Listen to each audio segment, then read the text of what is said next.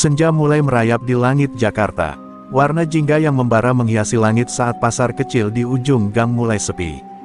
Bang Jaka, penjual mie ayam berusia 40 tahunan, tampak sibuk membereskan gerobaknya. Keringat membasahi kaos lusuhnya, namun wajahnya tetap tenang, seakan semua beban hidup ia telan dengan ikhlas. Hatinya hanya ingin satu, menafkahi keluarga dengan cara halal dan menjauhi masa lalu kelam yang dulu menjeratnya. Namun ketenangan itu hanya sebentar. Dari kejauhan, terdengar derap langkah kaki belasan orang. Suara sendal jepit dan sepatu dekil mereka menghentak aspal gang kecil.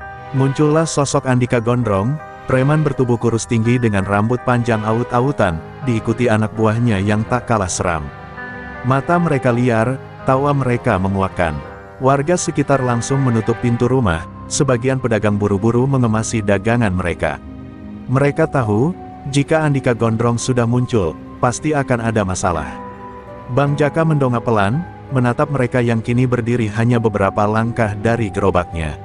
"Wah, mie ayam harum nih, Bang," ejek Andika, suaranya serak seperti ular berbisa.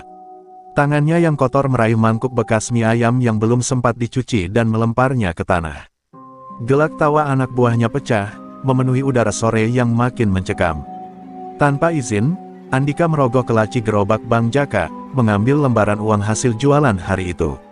"Uang keamanan, Bang, biar ente dagang tenang," katanya sinis. Bang Jaka menahan tangannya yang ingin memukul. Dadanya sesak. Ini pertama kalinya dalam bertahun-tahun ada yang berani merendahkannya begitu.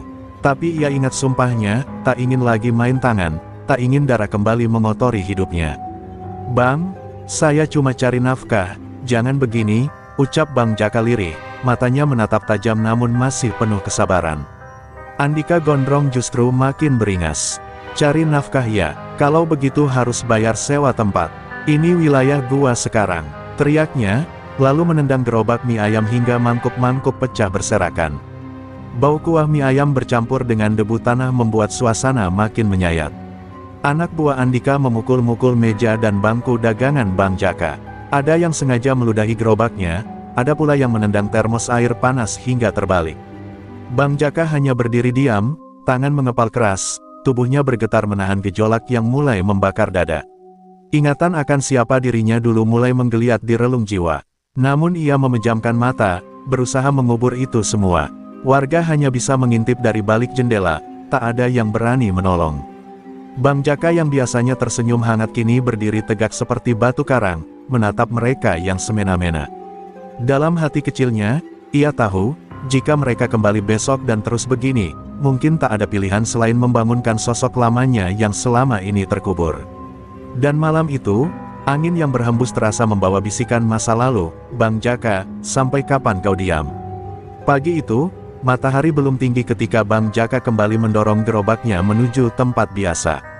Sisa-sisa kerusakan semalam masih berserakan, mangkuk pecah, bangku patah, dan termos penyok.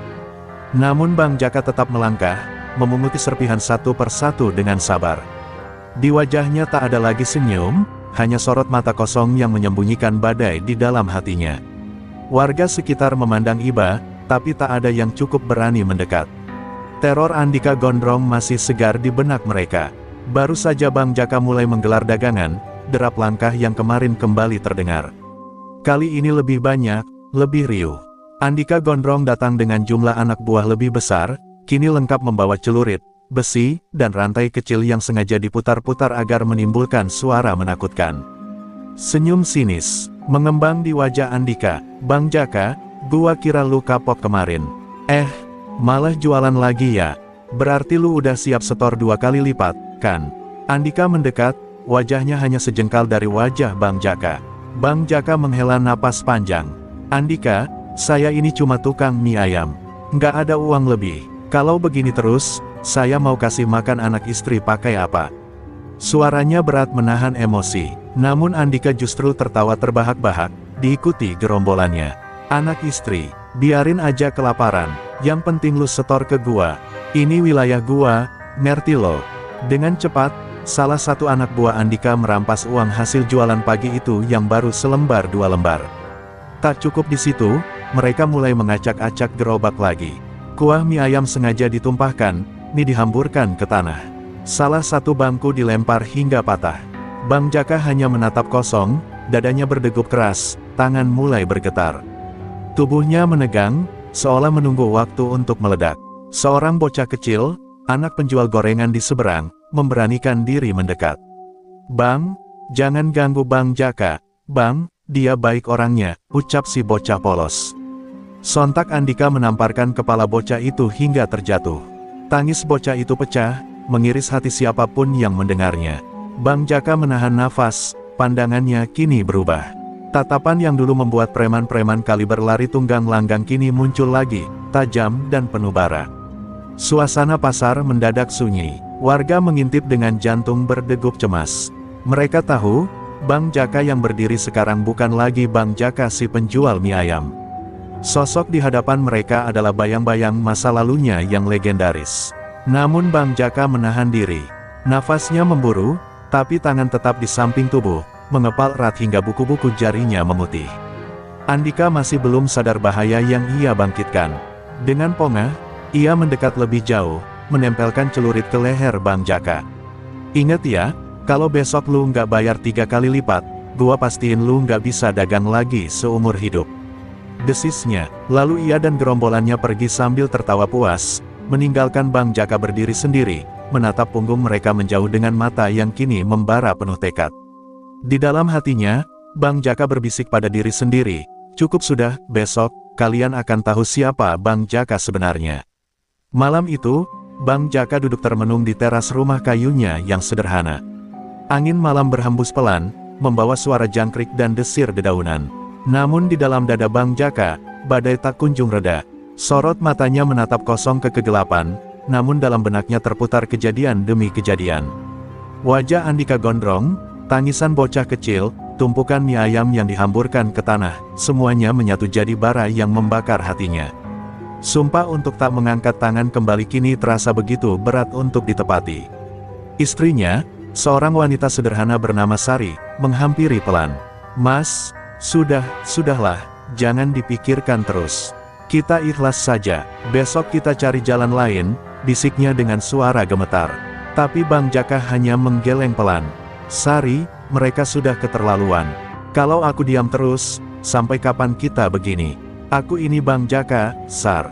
Mereka lupa siapa aku, dan mungkin, aku juga terlalu lama melupakan siapa diriku." Sari tercekat mendengar ucapan suaminya.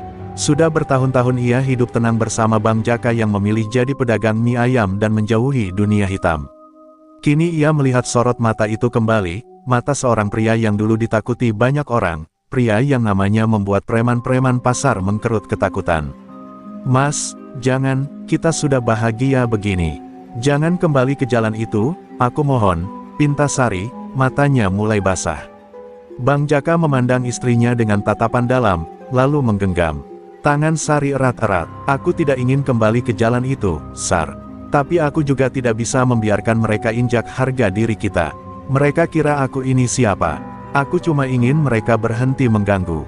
Kalau besok mereka datang lagi, aku tak akan diam," ucapnya tegas. Suaranya begitu bulat, membuat Sari hanya bisa menangis dalam diam. Langit malam semakin kelam, rembulan mengintip di balik awan. Bang Jaka masuk ke dalam rumah, membuka sebuah kotak kayu tua di sudut kamar. Di dalamnya terlipat rapi sebuah sabuk kulit hitam, lusuh tapi penuh sejarah. Sabuk itu dulu selalu melingkar di pinggangnya ketika ia masih menjadi sosok yang disegani di jalanan. Perlahan ia menggenggam sabuk itu, merasakan getaran masa lalu yang seolah kembali merasup ke nadinya. Sementara itu, di sudut pasar, Andika gondrong dan anak buahnya tertawa puas, mabuk kemenangan. Mereka membagi-bagi uang hasil memalak, merasa tak ada satupun yang berani melawan. "Besok kita habisin sekalian tuh mie ayam. Biar kapok dia, hahaha," teriak Andika pongah, tak sadar bahwa bara yang mereka sulut di hati Bang Jaka sudah tak lagi bisa padam. Malam berlalu dengan sunyi mencekam. Bang Jaka duduk termenung di depan rumah hingga matahari pertama muncul di ufuk timur. Tak ada lagi ragu di hatinya. Gerobak mie ayamnya sudah siap, namun kini matanya menatap tajam ke depan. Ia tahu, hari ini akan jadi hari penentuan. Dan siapapun yang mencoba merendahkan martabatnya, akan berhadapan dengan Bang Jaka yang dulu, Bang Jaka yang ditakuti seantero pasar. Angin pagi berhembus kencang seolah ikut membawa pesan, Bang Jaka telah bangkit.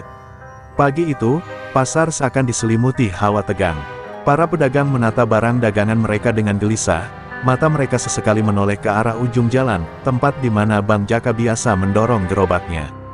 Bang Jaka berjalan perlahan, dorongan gerobaknya terdengar berat, bukan karena beban mie ayam, tapi karena beban tekad yang kini menggelora dalam dadanya.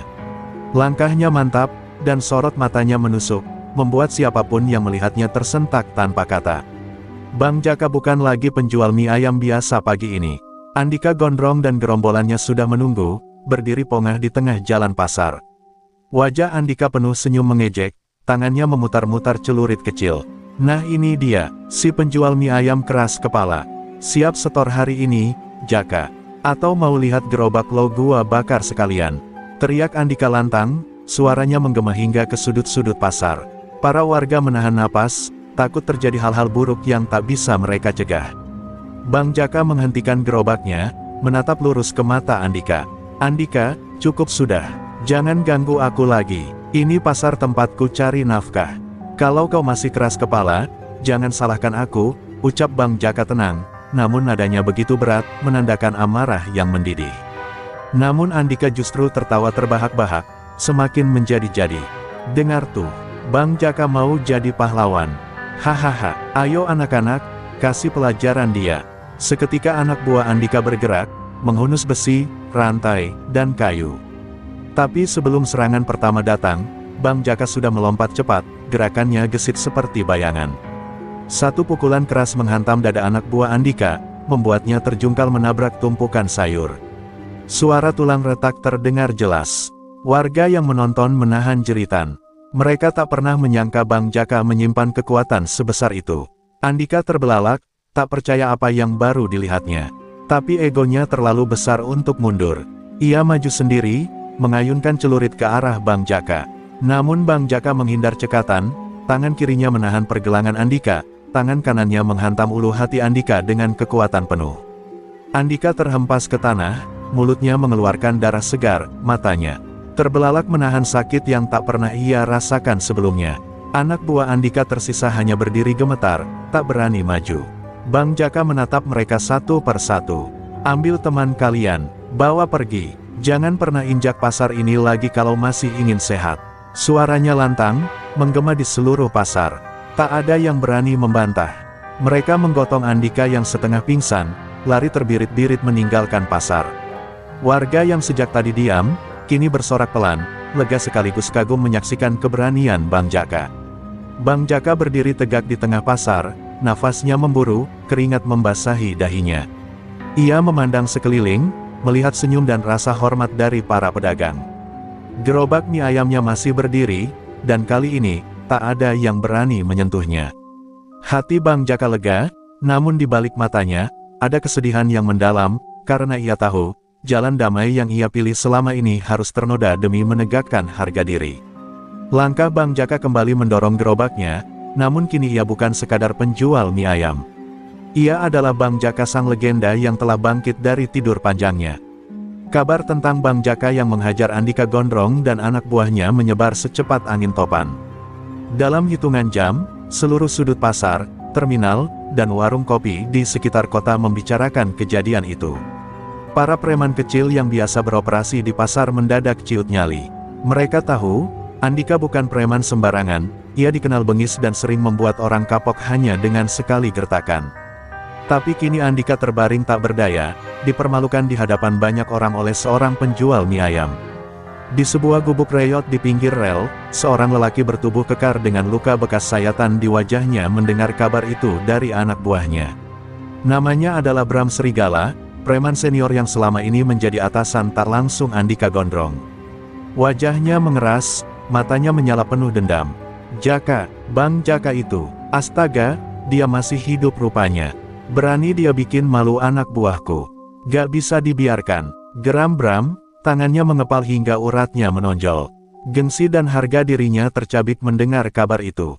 Sementara itu, Bang Jaka tetap berjualan seperti biasa, seolah tak terjadi apa-apa. Namun di balik ketenangannya, ia waspada. Ia tahu, aksi kemarin tak akan selesai begitu saja. Dunia preman punya hukum sendiri, siapa yang memukul, harus siap dipukul balik. Sari memperhatikan suaminya dengan cemas. Setiap malam ia berdoa agar badai segera berlalu, tapi dalam hati kecilnya, ia tahu badai baru saja dimulai. Para pedagang pasar kini memandang Bang Jaka dengan penuh kagum dan hormat. Mereka memberi isyarat, membantu dengan cara kecil seperti memberi tempat di lapak atau menjaga gerobaknya saat Jaka ke musala. Namun ada juga yang khawatir, takut pasar mereka jadi arena balas dendam. Bang Jaka, hati-hati ya. Kami semua di sini siap bantu, tapi jangan sampai pasar ini jadi medan perang, bisik seorang pedagang sayur tua. Bang Jaka hanya tersenyum pahit. Aku tak cari musuh, Pak. Tapi kalau mereka datang, aku tak akan mundur. Di sudut lain kota, Bram Serigala mulai merancang rencana. Ia mengumpulkan anak-anak buahnya, preman-preman dari terminal, pasar, dan kawasan pelabuhan. Jumlah mereka puluhan, wajah mereka keras dan bengis. Besok malam kita datangi dia. Kita kasih lihat, siapa raja jalanan di sini. Jangan biarkan si penjual mie ayam itu besar kepala. Teriak Bram, suaranya menggetarkan gubuk reot yang jadi markas mereka. Sorak-sorai anak buahnya menjawab, semangat membara untuk menuntut balas. Malam menjelang, suasana pasar sepi lebih cepat dari biasanya. Warga yang mendengar kabar rencana Bram mulai menutup lapak lebih awal, menyiapkan diri jika sewaktu-waktu terjadi keributan besar. Pasar yang biasanya hidup, hingga larut kini sunyi, hanya suara langkah Bang Jaka yang terdengar saat ia mendorong gerobaknya pulang. Di sepanjang jalan, ia merasa ada mata-mata yang mengawasinya dari gelapnya lorong dan gang sempit. Di dalam rumah, Bang Jaka duduk di depan sabuk kulit hitamnya, menatapnya lama. Apakah aku harus benar-benar kembali ke dunia itu? Bisiknya pada diri sendiri. Sari masuk pelan, memeluk suaminya erat dari belakang. Mas, aku tahu kau melakukan ini untuk kita. Aku akan selalu di sini, apapun yang terjadi. Tapi tolong, hati-hati, ucapnya lirih. Bang Jaka mengangguk, sorot matanya kini seperti baja, teguh, siap menghadapi gelombang yang akan datang. Dan malam itu, angin membawa bisikan ancaman, Bram Serigala sudah mengincar Bang Jaka. Pertarungan besar tak lagi bisa dihindari. Malam itu, langit pekat tanpa bulan. Angin bertiup kencang, seolah membawa pertanda buruk. Di sepanjang jalan menuju rumah Bang Jaka, bayang-bayang gelap bergerak diam-diam.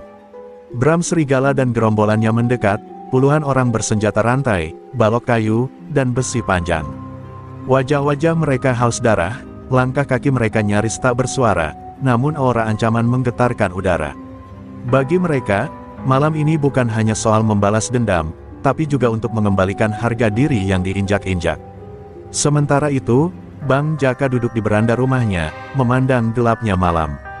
Dadanya berdebar pelan, bukan karena takut, tapi karena ia tahu, malam ini akan menjadi malam yang panjang.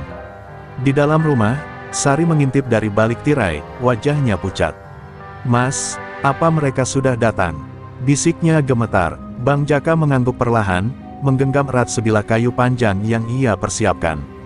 Kau masuk, kunci pintu. Apapun yang terjadi, jangan keluar. Doakan aku, ucapnya tenang. Sari menahan air mata, lalu bergegas masuk, menutup pintu rapat. Dari kejauhan, suara langkah kaki semakin jelas. Bram Serigala muncul dari balik kegelapan, berdiri tegak di depan rumah Bang Jaka. Senyumnya penuh sinis, matanya menyala seperti binatang buas. Jaka, lama tak jumpa. Rupanya kau masih punya nyali. Malam ini aku datang untuk menghabisi kau. Dunia ini terlalu sempit untuk dua raja jalanan. Teriak Bram, suaranya menggetarkan malam. Bang Jaka berdiri perlahan, tatapannya tajam menusuk.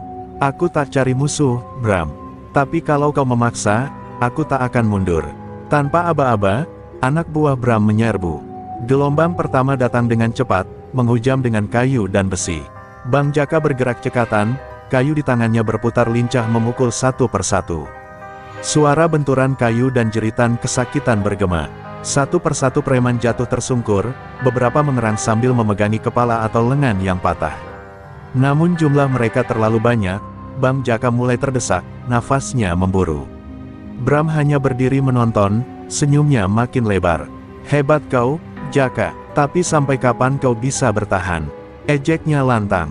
Bang Jaka mulai terhuyung, pundaknya sobek terkena sabetan besi, darah mengalir membasahi baju lusuhnya.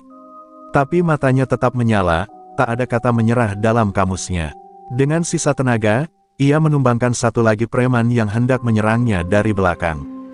Darah dan keringat bercampur jadi satu di wajahnya. Di dalam rumah, Sari menggenggam erat sapu tangan, berdoa sekuat hati. Air matanya jatuh tanpa suara. Tiba-tiba, para tetangga mulai keluar diam-diam, membawa cangkul, bambu, dan parang. Mereka tak tahan hanya menjadi penonton. Cukup sudah, Bang Jaka melindungi kita, kini saatnya kita melindunginya. Seru seorang lelaki tua. Suasana berubah, kini giliran Bram dan anak buahnya yang mulai goyah, melihat warga mulai bergerak melawan. Bram menggertakkan giginya, marah bercampur panik.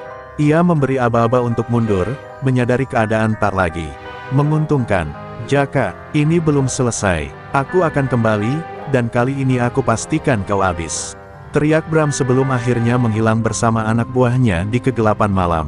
Bang Jaka berdiri terengah, tubuhnya penuh luka tapi jiwanya tetap tegak. Malam itu, rumah Bang Jaka diselimuti bau darah, namun juga disinai cahaya keberanian yang menyatukan warga.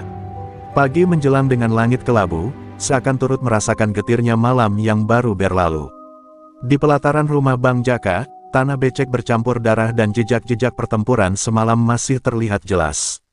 Bang Jaka duduk bersandar di dinding rumahnya, wajahnya pucat, luka-luka di tubuhnya mulai membiru.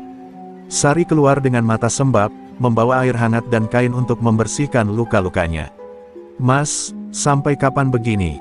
Mereka tak akan berhenti, Mas, lirihnya. Bang Jaka menatap kosong ke depan, seolah pikirannya terperangkap di masa lalu yang kelam. Di benaknya, terngiang kembali masa-masa saat ia menjadi raja jalanan, saat semua preman gentar hanya mendengar namanya. Dulu, kekerasan adalah makanannya sehari-hari, darah adalah teman akrabnya. Namun sejak menikahi Sari dan memilih hidup sederhana sebagai penjual mie ayam, Bang Jaka bertekad mengubur masa lalunya. Kini, masa itu seperti bangkit dari kubur, menuntutnya untuk kembali. Aku sudah terlalu lama diam, Sar. Kalau aku terus mundur, mereka akan hancurkan kita, dan kampung ini, bisiknya getir. Berita penyerangan malam itu cepat menyebar. Warga mulai gelisah, takut kalau Bram Serigala benar-benar kembali dengan pasukan yang lebih besar. Di warung kopi, di gang-gang sempit, bisik-bisik ketakutan terdengar. Beberapa pemuda datang ke rumah Bang Jaka, wajah mereka cemas. Bang, ajari kami, jangan biarkan kampung kita diinjak-injak. Kalau harus berperang, kita siap, kata salah satu dari mereka, si Togar, dengan mata menyala-nyala. Bang Jaka tersenyum pahit, menepuk bahu mereka. Perang bukan soal otot, tapi soal hati dan kepala. Kita akan hadapi ini bersama, ucapnya mantap. Malam harinya, Bang Jaka berdiri di lapangan kecil bersama para pemuda kampung. Di bawah cahaya remang lampu petromak, ia mulai melatih mereka. Kayu digenggam erat, gerakan diatur rapi. Keringat bercucuran, namun tak ada yang mengeluh. Bang Jaka mengajari mereka bukan hanya cara memukul, tapi juga cara bertahan, cara membaca lawan, cara tetap tenang meski bahaya mengancam. Suasana itu seolah membangkitkan sosok Bang Jaka yang dulu, namun kini dengan jiwa yang lebih bijak. Sementara itu, di sudut kota, Bram Serigala meradang di markasnya. Luka di wajahnya akibat malam penyerbuan membuat amarahnya makin membuncah. Bang Jaka harus mati. Aku tak peduli berapa banyak orang harus kubayar, aku tak akan berhenti sebelum dia tumbang. Raungnya, anak buahnya hanya diam, sebagian mulai gentar, melihat kegigihan Bang Jaka dan keberanian warga kampung. Namun bagi Bram, harga dirinya sudah diinjak-injak, dan hanya darah Bang Jaka yang bisa menghapus aib itu. Di rumah, Sari terjaga sepanjang malam, duduk di samping Bang Jaka yang hanya diam menatap langit. Mas, aku tak ingin kehilanganmu. Aku takut, suaranya nyaris tak terdengar. Bang Jaka menggenggam tangannya erat, tatapannya lembut namun penuh tekad. Aku berjanji, Sar, aku akan lindungi kau. Aku akan lindungi kampung ini. Kalau perlu, dengan nyawaku sendiri. Kata-katanya bagai sumpah darah yang membakar semangatnya sendiri. Pagi mulai merayap, namun bayang-bayang bahaya justru kian jelas. Bang Jaka tahu, ini baru awal. Pertempuran yang sesungguhnya akan segera datang, dan ia harus siap, bukan hanya untuk dirinya, tapi untuk semua orang yang ia cintai. Di kejauhan, suara burung gagak terdengar parau, seolah jadi isyarat, badai yang lebih besar sudah di ambang pintu. Matahari pagi, menyibak kabut tipis di kampung itu, namun hati Bang Jaka tetap mendung. Pagi itu, Togar berlari terengah-engah membawa kabar yang membuat bulu kuduk berdiri. "Bang, Bram Serigala sudah kumpulkan preman-preman dari luar kota. Ada yang dari Cikarang, Bekasi, bahkan Serang. Mereka sudah mulai masuk batas kota, Bang." Suara Togar bergetar, sorot matanya penuh cemas. Bang Jaka mengepalkan tinjunya, rahangnya mengeras. Ia tahu, ini bukan lagi soal harga diri pribadi, ini sudah soal marwah kampung yang diinjak-injak. Bang Jaka segera mengumpulkan para pemuda dan tokoh kampung di balai kecil dekat masjid. Suasana menegangkan, wajah-wajah penuh kekhawatiran terpampang jelas. Kita tak boleh tunggu sampai mereka menyerang. Kita harus perkuat pertahanan, pasang mata-mata di setiap sudut kampung, dan siap siaga tiap malam. Aku minta kalian tetap tenang, jangan ada yang bertindak gegabah, kata Bang Jaka lantang, suaranya menggetarkan dada para pemuda yang mendengarnya. Serempak, mereka mengangguk dengan tekad yang bulat. Sementara itu, di sebuah gudang tua di pinggiran kota, Bram Serigala tertawa lepas, tatapannya liar. Kalian lihat sendiri, Jaka itu sudah tua, apa hebatnya dia sekarang? Kita habisi dia, kita kuasai kampung itu, dan tak akan ada yang berani melawan kita lagi. Teriaknya, disambut sorak-sorai puluhan preman bayaran yang datang dari berbagai penjuru. Mereka mengasah golok, meruncingkan bambu runcing, dan menyiapkan rantai baja. Bau arak dan keringat menyatu dalam udara panas gudang itu, menandakan kebiadaban yang siap dilepas kapan saja. Di rumah, Sari tak berhenti menangis dalam doa. Setiap sujudnya ia titipkan nama Bang Jaka pada Tuhan, berharap keselamatan bagi suaminya dan kampung mereka. Tapi di matanya tersimpan juga kekhawatiran besar, ia tahu betul, Bram bukan lawan biasa. Sementara itu, Bang Jaka duduk sendirian di depan rumah, menatap jalan setapak yang kini terasa begitu lengang. Angin malam berhembus membawa aroma tanah basah dan bisikan ancaman yang tak kasat mata. Malam itu, Bang Jaka berkeliling kampung, memastikan setiap sudut aman. Ia menemui para pemuda yang berjaga, memberi semangat pada mereka. Ingat, keberanian bukan berarti nekat. Keberanian adalah tetap berdiri walau takut, tetap bertahan walau gentar. Jangan biarkan satu jengkal tanah kampung ini jatuh di tangan mereka, ucapnya sambil menepuk bahu para penjaga. Wajah-wajah lelah itu kembali menyala, api perlawanan mulai membara di dada mereka. Di tengah gelap malam, kabar buruk kembali datang. Salah satu mata-mata kampung melapor dengan napas tersengal. "Bang, mereka sudah dekat. Gudang tua itu sudah penuh dengan preman. Malam ini mereka akan mulai bergerak." Bang Jaka menutup matanya sesaat, menarik napas panjang. Detik itu juga ia tahu, waktu mereka sudah sangat sempit. Tanpa menunggu lagi, ia perintahkan seluruh pemuda bersiap di titik-titik strategis yang sudah ditentukan. Langkah Bang Jaka terasa semakin berat, bukan karena takut, tapi karena beban besar yang kini harus ia pikul. Bukan hanya mempertaruhkan dirinya, tapi harga diri kampung dan keselamatan orang-orang yang tak bersalah.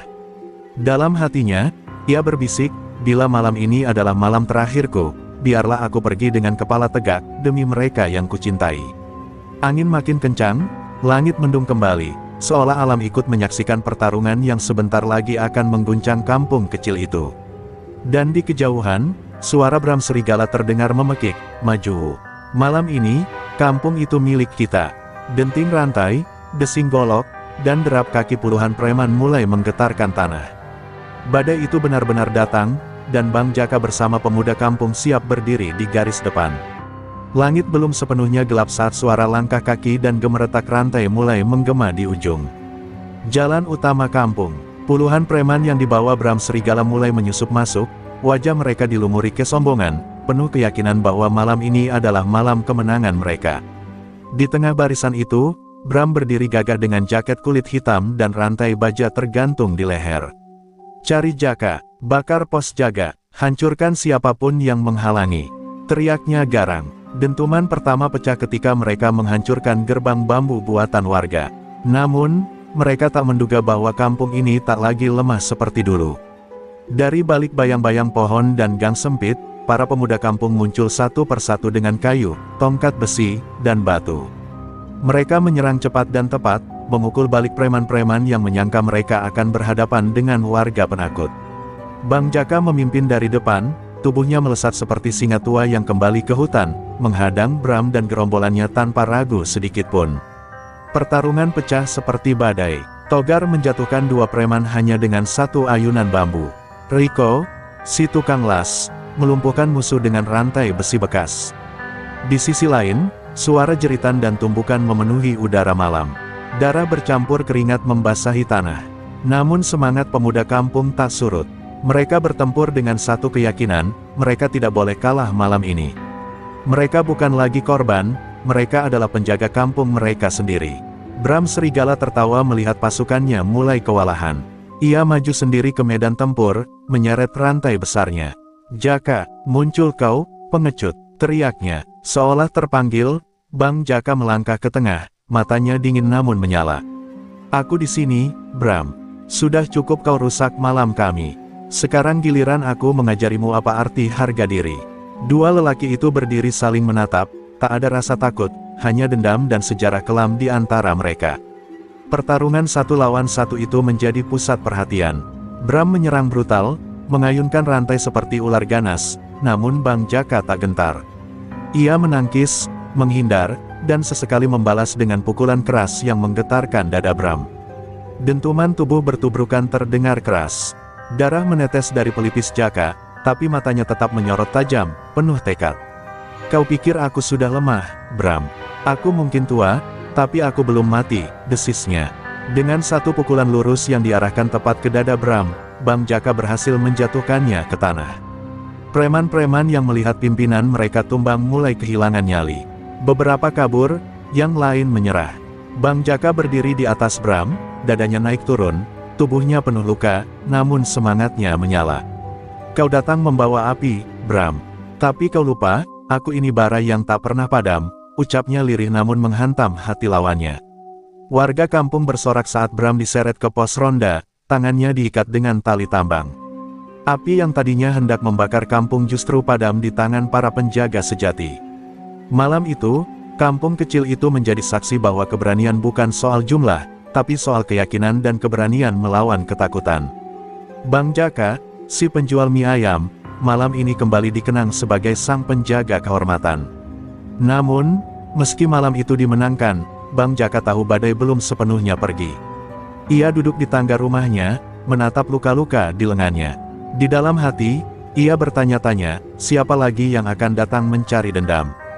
Tapi malam ini, ia boleh beristirahat sejenak, karena kampungnya telah bangkit, dan para pemuda telah menemukan arti keberanian. Pagi datang dengan warna jingga di langit, seolah alam turut merayakan kemenangan malam tadi. Namun di tengah ketenangan itu, Bang Jaka hanya duduk diam di beranda rumah, menatap jalan yang masih basah oleh darah dan jejak kekacauan. Luka di pelipisnya sudah dibalut oleh anak-anak muda kampung, tapi luka di dadanya, kenangan akan dunia gelap yang dulu ia tinggalkan, masih terasa menyengat. Ia sadar, kemenangan semalam hanyalah awal dari badai yang lebih besar. Di pos ronda, Bram Serigala duduk terikat, wajahnya lebam dan penuh amarah. Meski kalah, sorot matanya masih membakar dendam. "Jaka, kau pikir ini selesai?" bisiknya pelan saat Bang Jaka mendekat. Bang Jaka menatapnya tanpa gentar. "Justru karena belum selesai, aku di sini. Kalau kau atau siapapun masih mau menyakiti kampung ini, aku akan selalu berdiri di depan mereka," ucapnya mantap. Tapi di hati kecilnya, ia tahu Bram bukan satu-satunya musuh. Benar saja, di sebuah sudut gelap kota, kabar kekalahan Bram menyebar cepat. Di markas tua milik sindikat preman lama, seorang lelaki tua berkepala pelontos bernama Pak Cakra mendengar laporan dari anak buahnya.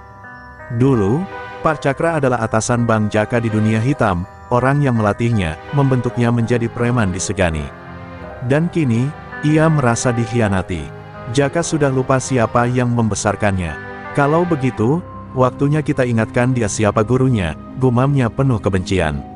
Sore harinya, kampung mulai dibanjiri tamu tak diundang. Wartawan, LSM, dan bahkan pejabat lokal datang memberi pujian kepada keberanian warga.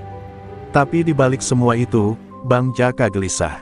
Ia tahu wajah-wajah baru yang muncul bukan hanya sekadar penasaran. Beberapa di antaranya adalah mata-mata dari sindikat lama. Ia mencium aroma pengkhianatan yang lebih halus, lebih berbahaya dari serangan semalam. Dan ia tak bisa membiarkan kampungnya menjadi korban balas dendamnya sendiri. Malam itu, Bang Jaka memanggil para pemuda inti, Togar, Riko, dan Andi, untuk berkumpul di warung mie ayam miliknya. Dengan wajah serius, ia membuka lembaran masa lalu yang selama ini ia sembunyikan. Ia bercerita tentang dunia premanisme yang pernah ia kuasai, tentang Patcakra dan gurita kekuasaan yang kini mengintainya kembali. Kalau mereka datang lagi, kali ini mereka tak akan pakai rantai atau pentungan. Mereka akan meracuni dari dalam, membuat kita saling curiga dan saling menjatuhkan, ujar Jaka dengan suara berat. Togar, yang selama ini menganggap Bang Jaka hanya seorang jagoan kampung, kini mulai menyadari kedalaman sosok di hadapannya. Kalau abang dulu seganas itu, kenapa berhenti?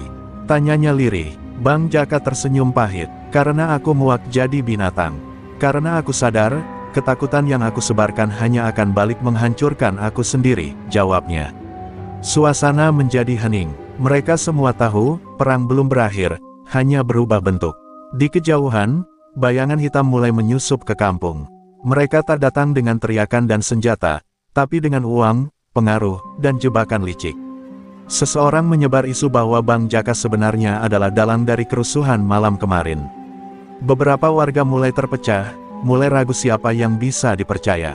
Di tengah badai fitnah yang mulai bergulung, Bang Jaka berdiri sendiri, sekali lagi memikul dosa masa lalu yang tak pernah benar-benar mati. Namun satu hal yang tak pernah pudar dari matanya adalah tekad. Bang Jaka tahu, musuh yang paling berbahaya bukan lagi rantai atau parang, melainkan keraguan dari orang-orang yang ia lindungi. Dan untuk menghadapi itu, ia harus lebih dari sekadar petarung. Ia harus jadi pemimpin, meski masa lalunya penuh darah dan luka. Pagi itu, suasana kampung yang biasanya hangat terasa ganjil. Bisik-bisik mulai terdengar di warung kopi, di sudut gang, bahkan di lapangan tempat anak-anak bermain.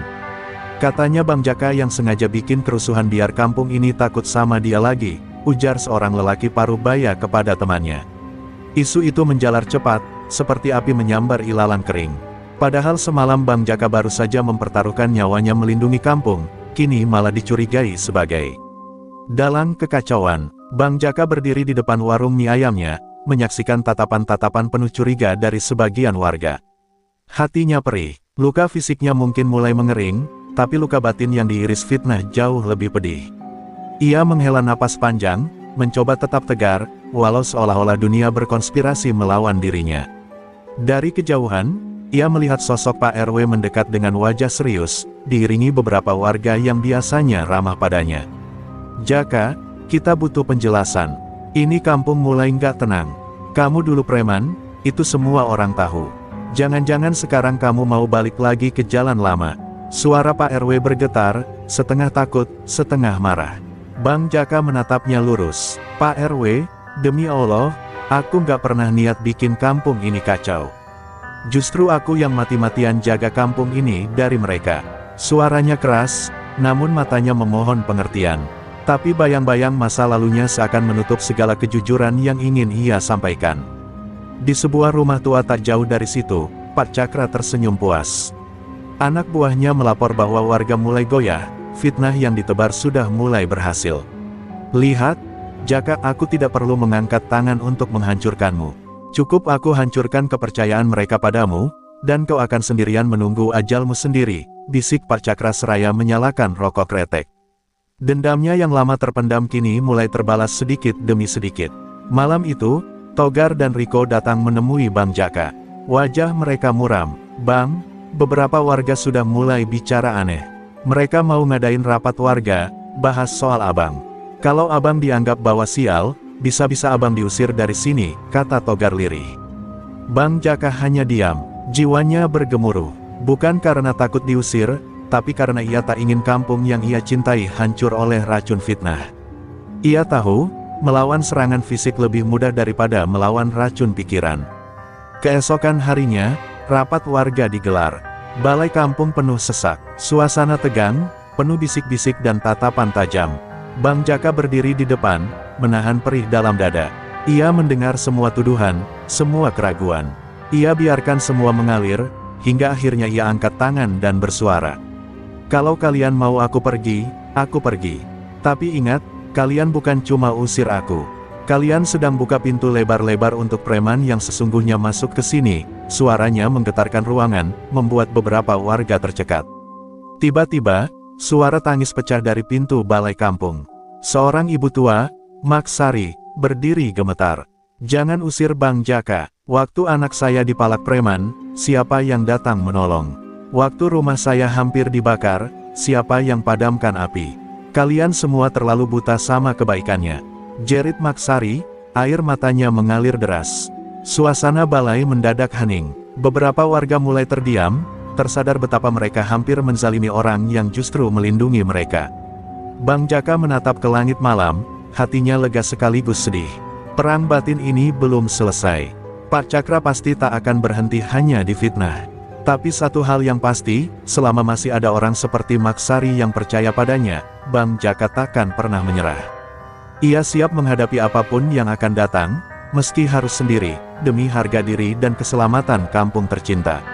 Angin malam berhembus pelan, membawa aroma basah dari tanah yang baru saja disiram gerimis. Kampung tampak tenang di permukaan, namun di balik kesunyian itu, ada bara yang kembali membara. Di sebuah sudut gelap dekat gardu ronda yang sudah lama tak dipakai, 3 motor melaju pelan tanpa lampu. Di atasnya, para preman suruhan Pak Cakra membawa senjata tajam dan besi panjang. Malam itu mereka tak ingin sekadar mengancam. Mereka ingin menghabisi Bang Jaka. Bang Jaka sendiri duduk di teras warungnya, masih dengan baju yang sama. Sejak rapat warga sore tadi, wajahnya lelah, namun matanya tetap siaga. Ia tahu, jika musuh tak bisa menghancurkannya lewat fitnah, maka mereka akan mencoba dengan cara lama, kekerasan. Ia menggenggam pisau dapur di balik sarungnya, tak untuk menyerang, tapi untuk berjaga jika nyawanya kembali dipertaruhkan. Tepat pukul 2 dini hari, suara benda jatuh membangunkan keheningan. Batu bata menabrak jendela warung. Diikuti suara ledakan kecil dari molotov yang dilempar ke bagian belakang.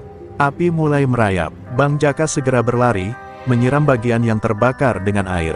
Saat itulah 3 sosok bertopeng muncul dari kegelapan dan menyerbu tanpa ampun. Bentrokan tak terhindarkan. Bang Jaka menghindar cepat, menangkap tangan salah satu penyerang dan menghantamkan lutut ke perutnya.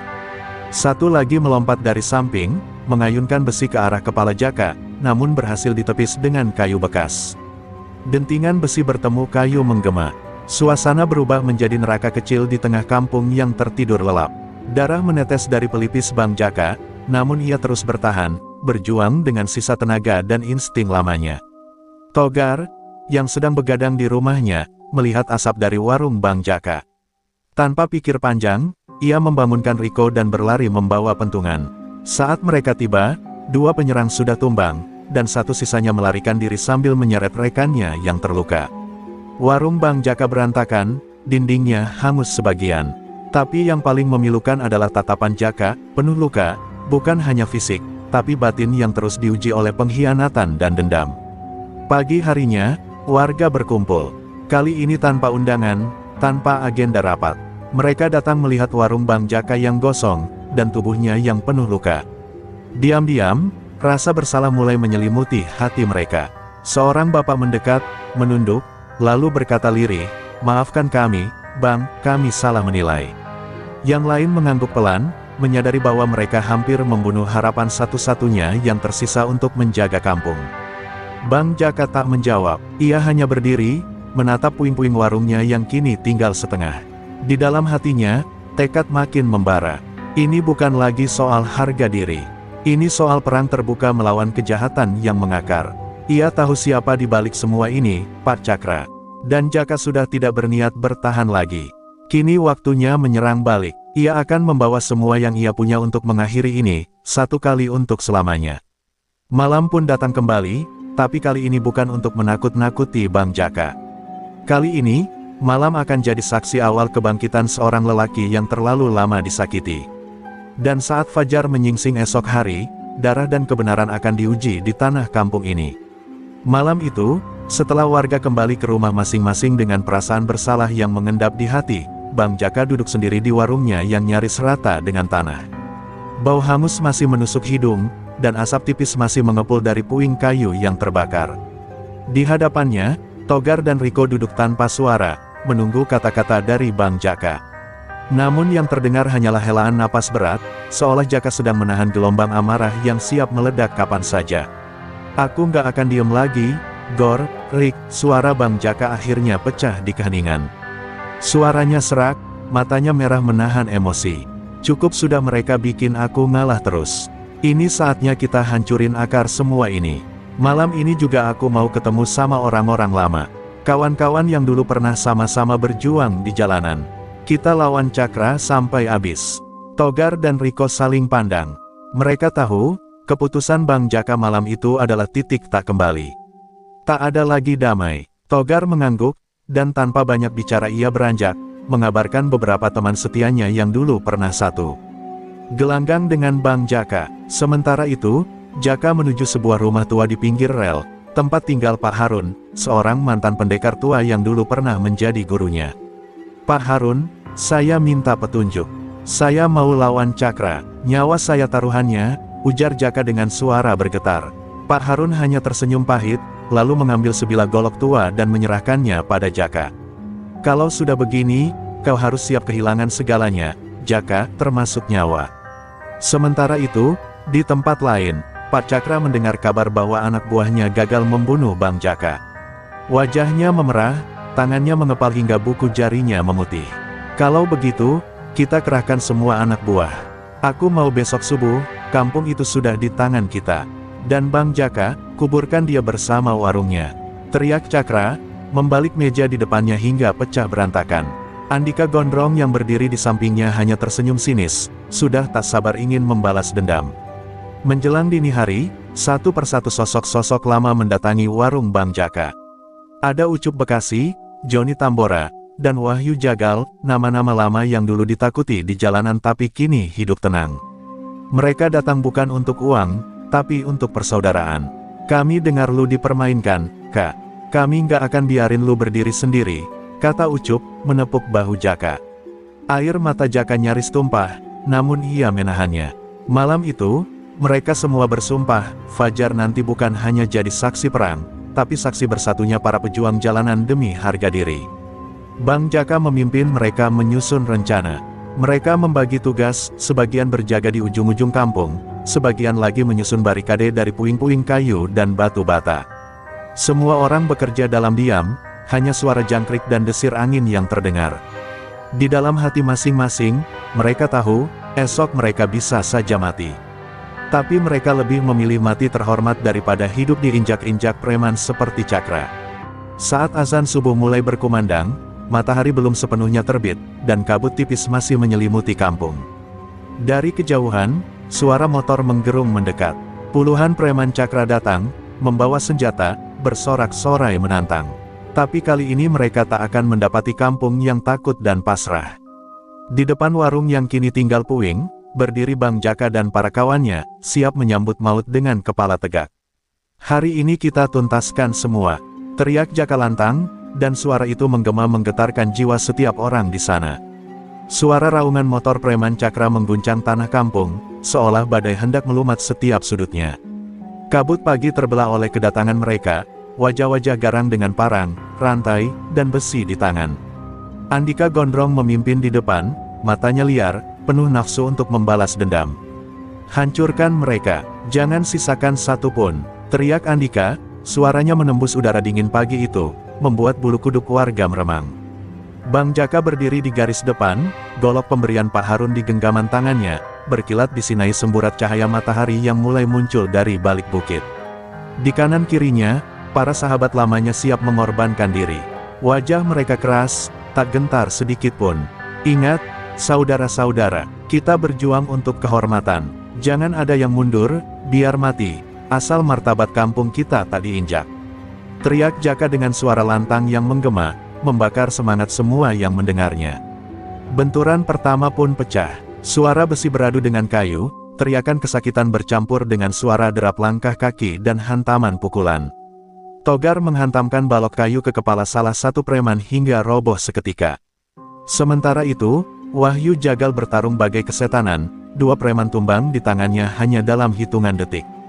Tapi jumlah musuh jauh lebih banyak, gelombang mereka terus menyerbu, membuat para pejuang kampung terdesak sedikit demi sedikit. Andika gondrong menerobos barisan, matanya membidik Bang Jaka.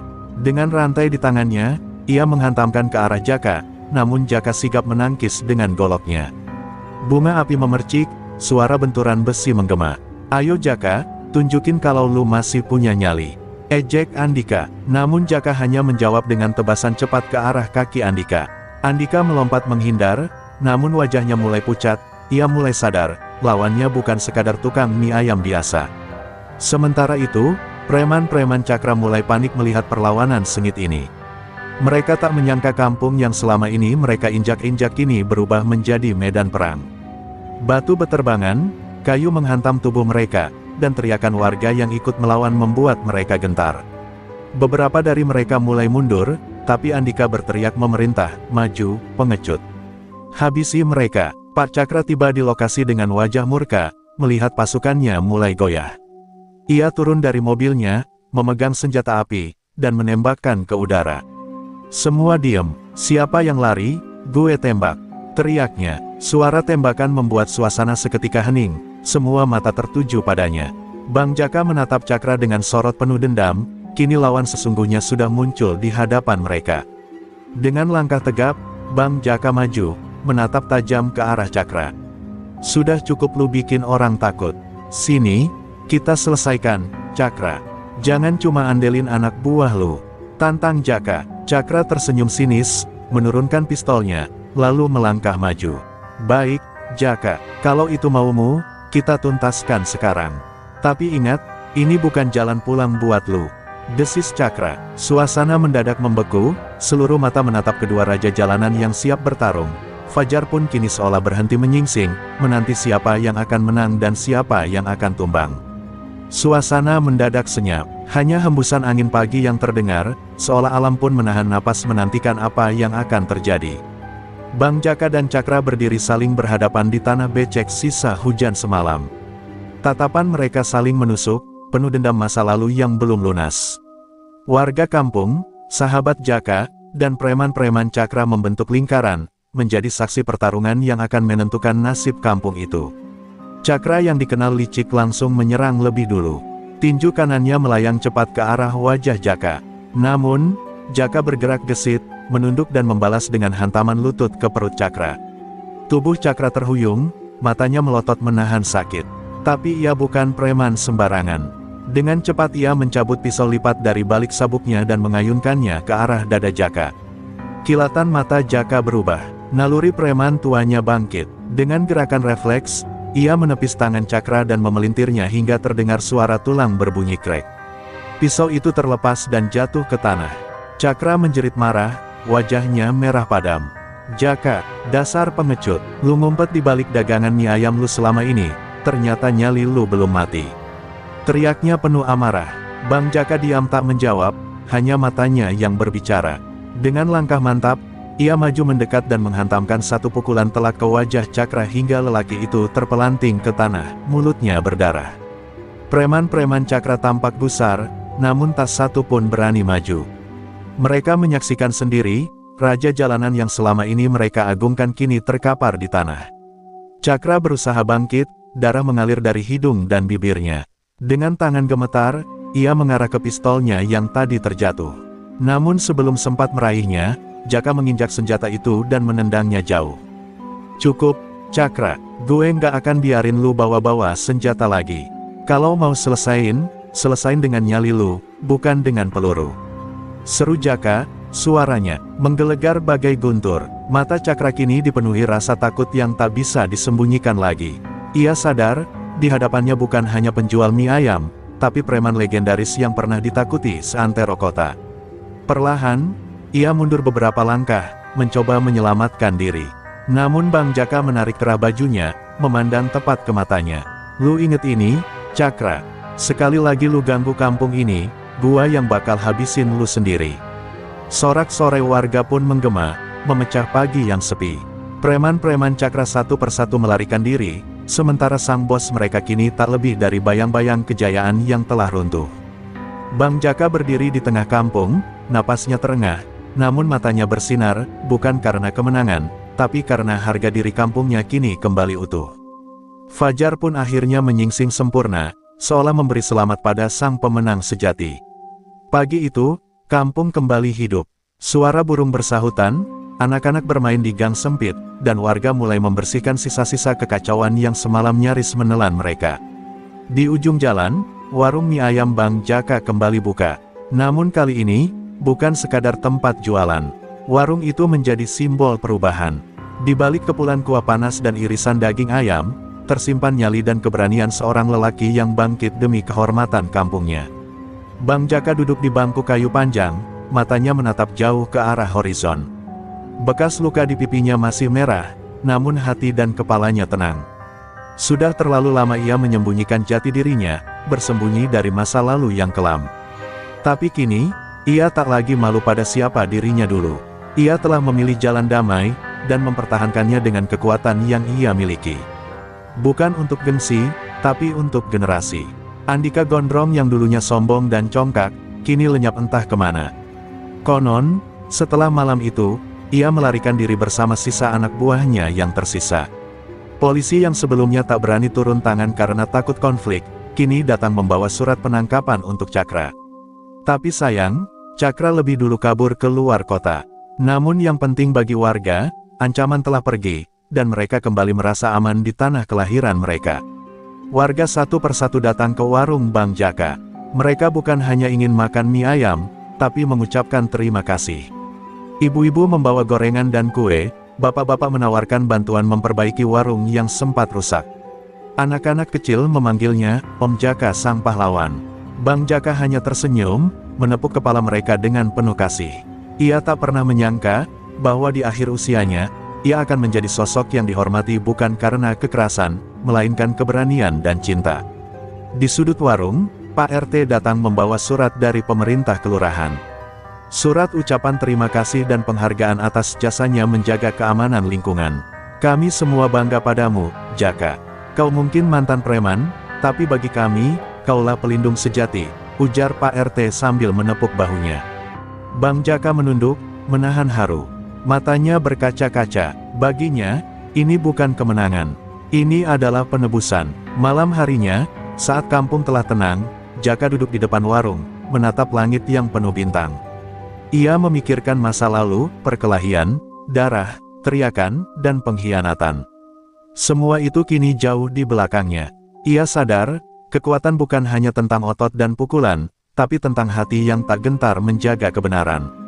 Dan malam itu, dalam keheningan, ia berjanji tak akan pernah membiarkan kegelapan kembali menguasai kampungnya. Suara langkah kaki terdengar. Itu Ujang, bocah lugu yang dulu pertama kali dipalak Andika. Ia menghampiri Bang Jaka sambil membawa gambar coretan. Om Jaka, aku gambar Om lawan preman, Om keren, ucapnya polos. Jaka tertawa kecil, mengacak rambut Ujang. Ingat ya, yang keren itu bukan karena berantem, tapi karena berani bela yang benar, katanya lembut. Dan di bawah sinar lampu jalan yang temaram, Bang Jaka akhirnya bisa tersenyum lega. Hidupnya mungkin tak sempurna, penuh noda masa lalu. Tapi di mata warga kampung, ia adalah sosok yang menyelamatkan mereka dari ketakutan. Bukan sebagai preman, bukan sebagai petarung, tapi sebagai seorang lelaki biasa yang tak pernah lari saat kebenaran dipertaruhkan. Fajar baru pun tiba, membawa harapan, membawa damai.